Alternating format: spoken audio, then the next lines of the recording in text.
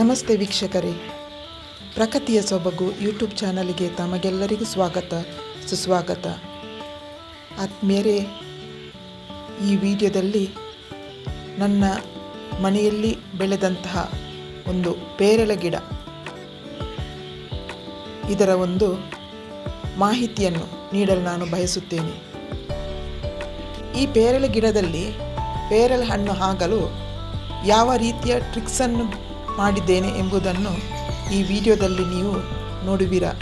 ವಿಡಿಯೋವನ್ನು ಕೊನೆಯ ತನಕ ವೀಕ್ಷಿಸಿ ಹಾಗೂ ಲೈಕ್ ಮಾಡಿ, ಶೇರ್ ಮಾಡಿ, ಸಬ್ಸ್ಕ್ರೈಬ್ ಮಾಡಿ. ಆತ್ಮೀಯರೇ, ಈ ಒಂದು ಪೇರಳೆ ಗಿಡವನ್ನು ನೆಟ್ಟು ಸುಮಾರು 4 ವರ್ಷಗಳು ಆದವು. ಆದರೂ ಕೂಡ ಇದರಲ್ಲಿ ಒಂದೇ ಒಂದು ಪೇರಳೆ ಹಣ್ಣುಗಳು ಆಗಿರಲಿಲ್ಲ.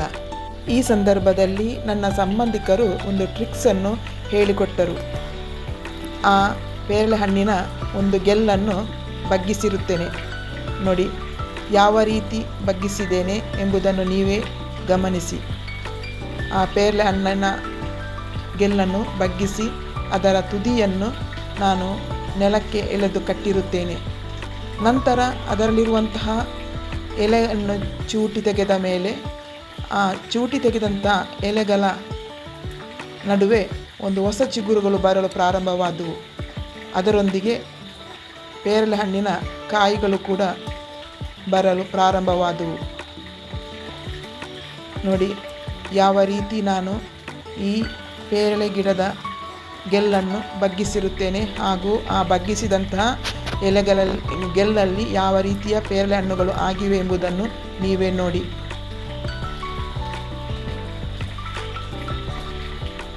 ಅದೇ ಮರದ ಒಂದು ಗೆಲ್ಲನ್ನು ನಾನು ಹಾಗೆಯೇ ಬಿಟ್ಟಿರುತ್ತೇನೆ.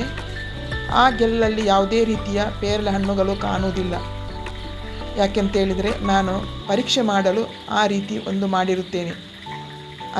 ಆ ರೀತಿ ಬಿಟ್ಟಂತಹ ಗೆಲ್ಲಲ್ಲಿ ಯಾವುದೇ ರೀತಿಯ ಪೇರಳೆ ಹಣ್ಣುಗಳು ಇಲ್ಲ. ಬದಲಾಗಿ ಆ ಮರದ ಒಂದು ಗೆಲ್ಲನ್ನು ಬಗ್ಗಿಸಿದಂತಹ ಆ ಒಂದು ಗೆಲ್ಲಲ್ಲಿ ಬಹಳಷ್ಟು ಪೇರಳೆ ಹಣ್ಣುಗಳು ಆದವು. ಇದನ್ನು ನೋಡಿ ನನಗೆ ಬಹಳ ಖುಷಿಯಾಯಿತು. ನೀವು ಕೂಡ ಇಂತಹ ಒಂದು ಪೇರಳೆ ಗಿಡ, ಯಾವ ಪೇರಳೆ ಗಿಡ ಹಣ್ಣನ್ನು ನೀಡುವುದಿಲ್ಲವೋ ಅಂತಹ ಮರದ ಒಂದು ಗೆಲ್ಲನ್ನು ಬಗ್ಗಿಸಿ ಅದರ ಎಲೆಯನ್ನು ಚಿವುಟಿ ನೋಡಿ. ಖಂಡಿತವಾಗಿಯೂ ಪೇರಳೆ ಹಣ್ಣುಗಳು ಆಗಲು ಪ್ರಾರಂಭವಾಗುತ್ತವೆ. ನೋಡಿ, ಬಗ್ಗಿಸಿದಂತಹ ಆ ಒಂದು ಗೆಲ್ಲಲ್ಲಿ ಯಾವ ರೀತಿಯಾಗಿ ಹಣ್ಣುಗಳು ಬಂದಿವೆ ಎಂಬುದನ್ನು ನೀವೇ ಗಮನಿಸಿ. ಈ ಒಂದು ಟ್ರಿಕ್ಸನ್ನು ನೀವು ಕೂಡ ಉಪಯೋಗಿಸಂತ ಹೇಳುತ್ತಾ ವಿಡಿಯೋನ ವೀಕ್ಷಿಸಿದ್ದಕ್ಕಾಗಿ ಧನ್ಯವಾದಗಳು.